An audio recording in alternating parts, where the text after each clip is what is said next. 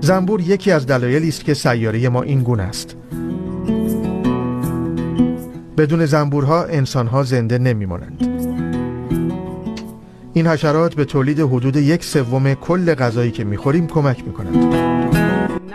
بزرگترین فایده‌ای که ما از زنبورها میبریم گرده‌افشانی اوناست. گرده‌افشانی نقش خیلی مهمی برای ثبات تمام اکوسیستم‌های سیاره ما داره. شکل ظاهری سیاره ما امروز به لطف گرده‌افشانی هاست، چون که با این کار گیاها میتونن تکثیر بشن. زنبورها با گرده افشانی به رشد گیاهان کمک می‌کنند. گرده یک ماده پودری است که اکثر گیاهان از آن برای تولید مثل استفاده می‌کنند.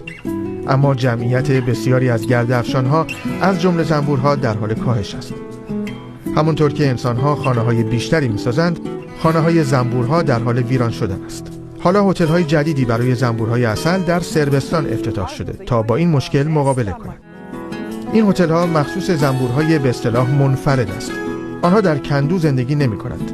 از گل‌ها شهد می‌گیرند و گرده‌ها را جمع‌آوری می‌کنند.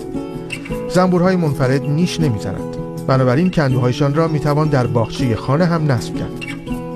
میرجانا یکی از این هتل‌ها را در بالکن آپارتمان خود در بلگراد درست کرده. شما میتونید این نوع هتل‌ها رو خودتون بسازید، اما من اون رو خریدم. بعد از مدت کوتاهی متوجه شدم که زنبورها شروع به لونه سازی کردن. ساکنای جدیدی که به این هتل اومدن حالا تخم گذاری هم کردن.